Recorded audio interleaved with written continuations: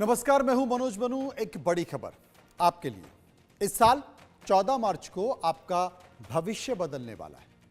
जी हां, इस साल का पहला चंद्र ग्रहण 14 मार्च को होगा।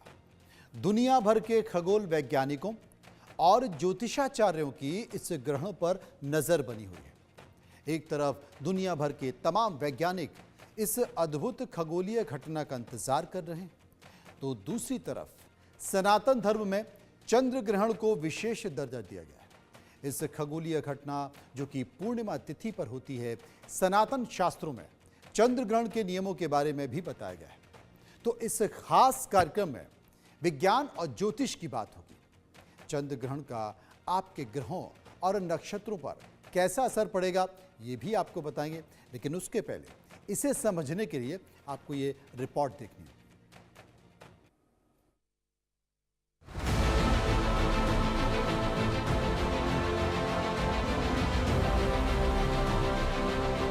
ब्लड मून के लिए हो जाइए तैयार। 2025 का पहला चंद्र ग्रहण होने वाला है। जाने कब होगा और कहां आएगा नजर। आसमान में कभी कभी ऐसी घटनाएं होती हैं जिनके बारे में जानकर हम अक्सर हैरान हो जाते हैं।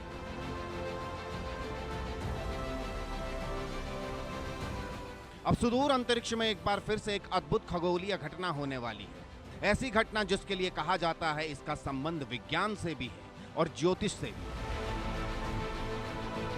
जी हां, हम बात कर रहे हैं चंद्र ग्रहण की। 2025 का पहला चंद्र ग्रहण 14 मार्च को होने जा रहा है। यह दुनिया भर के खगोलविदों और अंतरिक्ष प्रेमियों के लिए शानदार नजारा होगा। यह एक पूर्ण चंद्र ग्रहण होगा। इस दौरान पृथ्वी की छाया चंद्रमा को पूरी तरह से ढक लेगी। इससे चंद्रमा गहरे लाल रंग में नजर आएगा। इस घटना को ब्लड मून कहा जाता है। साल का पहला चंद्र ग्रहण 14 मार्च को कब से लगेगा, इसे कहां से देखा जा सकेगा, आपके ग्रह नक्षत्रों पर इसका कितना असर होगा, इन सभी सवालों के जवाब आपको मिलेंगे। लेकिन सबसे पहले ये जान लीजिए आखिर चंद्र ग्रहण क्या है।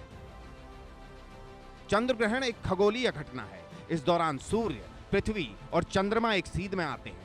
बीच में होने की वजह से पृथ्वी की छाया चंद्रमा के ऊपर पड़ती है। इससे चंद्रमा का रंग बदलता है। चंद्र ग्रहण 3 तरह का होता है: पूर्ण चंद्र ग्रहण, उपछाया चंद्र ग्रहण और आंशिक चंद्र ग्रहण। 14 मार्च को होने जा रहा ग्रहण पूर्ण चंद्र ग्रहण होगा। नासा का कहना है कि यह चंद्र ग्रहण 6 घंटे से अधिक समय तक चलेगा। भारतीय समयानुसार चंद्र ग्रहण सुबह 9:27 से शुरू होगा और शाम 3:30 तक चलेगा।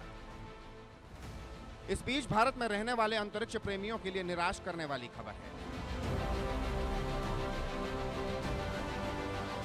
साल का पहला चंद्र ग्रहण भारत और इसके पड़ोसी देशों में ही नहीं दिखाई देगा।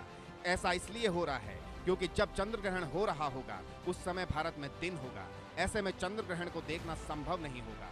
यूरोप, ऑस्ट्रेलिया, अफ्रीका, उत्तरी और दक्षिणी अमेरिका के लोग चंद्र ग्रहण को देख सकेंगे। इस ग्रहण पर तमाम ज्योतिषाचार्यों की भी नजर बनी हुई है। आगे आपको बताएंगे कि ये कैसी खगोलीय घटना होगी और इसका हमारे ग्रह नक्षत्रों पर कितना असर पड़ेगा। Bureau report, India news.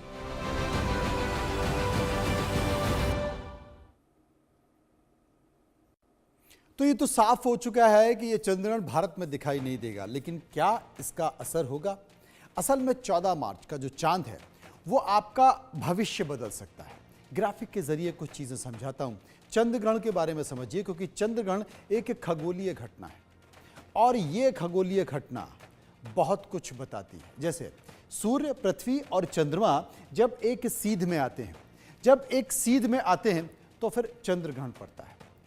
पृथ्वी की छाया चंद्रमा के ऊपर पड़ती है और इससे चंद्रमा का जो रंग है वो बदल जाता है। अब चंद्रमा का रंग जब बदलता है तो फिर क्या होता है? चंद्रग्रहण 3 तरह के होते हैं। एक पूर्ण चंद्रग्रहण जो कि आपको दिखाई दे रहा है, इसके साथ साथ अपछाया चंद्रग्रहण और आंशिक चंद्रग्रहण, ये 3 चंद्रग्रहण होते हैं। और जो 14 मार्च को होने वाला पूर्ण चंद्रग्रहण है वो क्या है, वो क्या कहता है? असल में चंद्रग्रहण 6 घंटे से अधिक समय तक चलता है। ये किसकी रिपोर्ट है, ये किसकी बात है? ये नासा कहता है। और भारतीय समय अनुसार सुबह 9:27 पर यह शुरू होगा। आपको दिखाई नहीं देगा क्योंकि उस वक्त दिन होगा, लेकिन ये 9:27 पर शुरू होगा और शाम 3:30 पर यानी कि 3:30 बजे ये खत्म हो जाएगा। और जब ये शुरू होगा और खत्म होगा उस वक्त सूरज की रोशनी होगी तो आपको आभास नहीं होगा।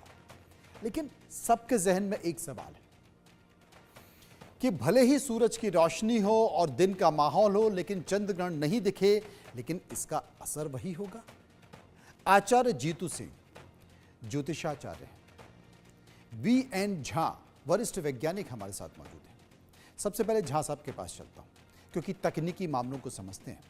झा साहब, मैं आपसे जानना चाहता हूं कि दिन में भारत में ये चंद्र ग्रहण आने वाला है, दिखाई नहीं देगा लेकिन होगा, असर क्या होगा?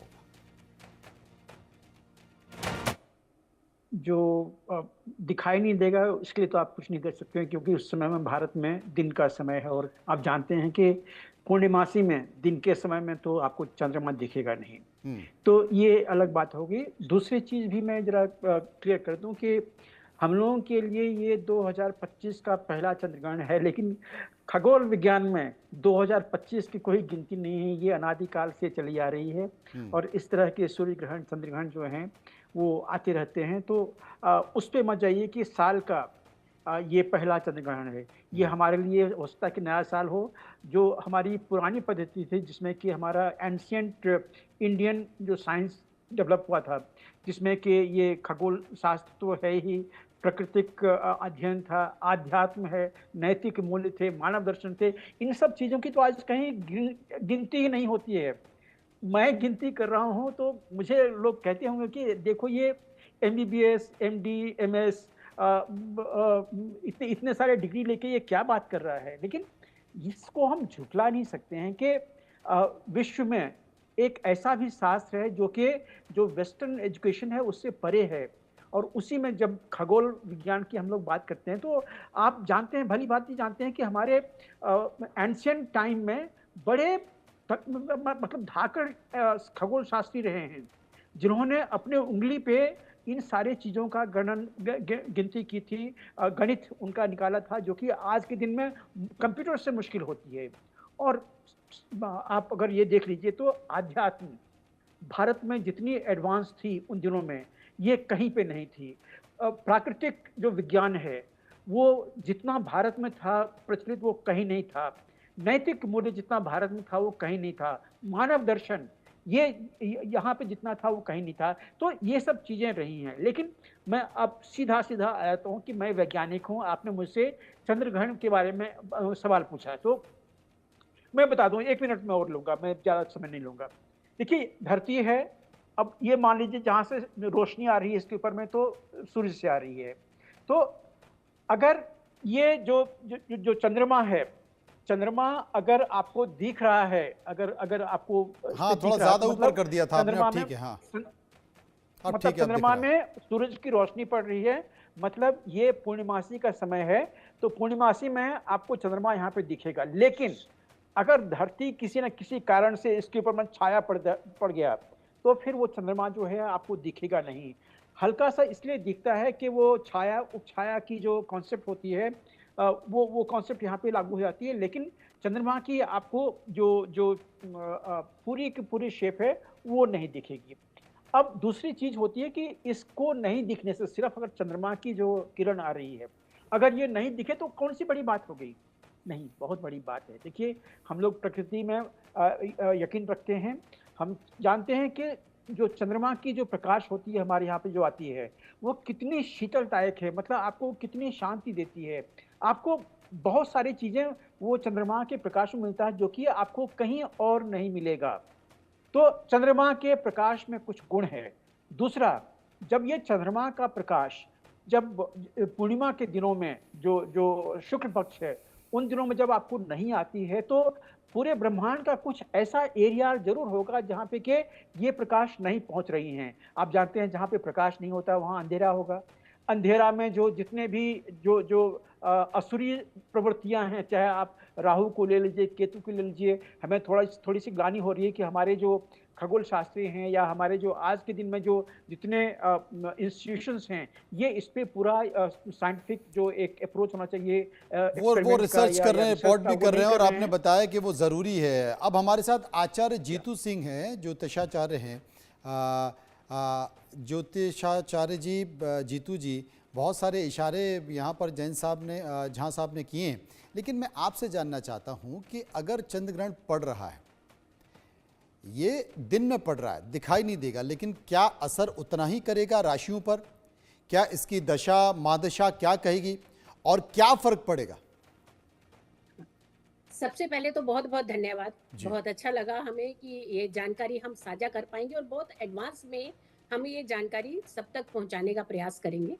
देखिए, जब भी कोई ग्रह जब एक्सेस में है, सूर्य और चंद्रमा जब एक्सेस में रहते हैं यानी दूर आमने सामने रहते हैं, तो हमारी पूर्णिमा होती है, लेकिन जब ये साथ आते हैं तो हमारी अमावस्या होती है। यानी हम यहाँ तक तो पंचांग मान लेते हैं, लेकिन ग्रहण को हम पंचांग में नहीं मानते हैं, जबकि ग्रहण की अपनी एक भूमिका है। कोई भी चीज जो आपको नेगेटिव इम्पैक्ट डालती हो, जो आपको परेशान करती हो, जो आपको विचलित करती हो, वो कभी भी एक पॉजिटिव इम्पैक्ट नहीं दे पाती है। जब हम चंद्रमा की बात करते हैं तो ये हमारे इमोशंस के कारक हैं। ये धरती के काफी नजदीक का प्लेनेट है, तो जो नजदीक का प्लेनेट है उसका आम जन पर, हर एक प्रकृति पर भी उसका बहुत प्रभाव रहता है।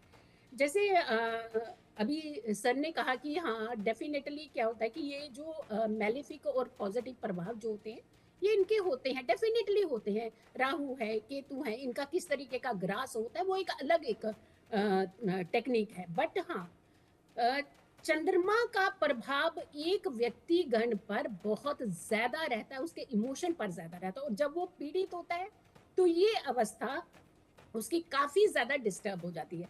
अगर हम ग्रहण की बात कर रहे हैं तो ये ग्रहण हमारे भारत में दृश्य नहीं हो रहा, यहाँ नहीं दिख रहा, तो इसका मतलब यह है कि इसके ऊपर इसका प्रभाव नहीं है। बट चंद्रमा तो पीड़ित हो रहा है ना। अब यहाँ पे हम रह रहे हैं, हमारा ही एक भारतीय अगर कोई विदेश में रह रहा है तो वहां पे चंद्रमा उसको पीड़ित कर रहा है। यहाँ नहीं, वो क्योंकि ठीक उसकी है कुंडली जीतू पे जी, वो मैं ये प्रभाव जानना दे चाह रहा रहा है, था कि इस उसकी चंद्र कुंडली पे ग्रहण पर प्रभाव देगा। किस राशि पर क्या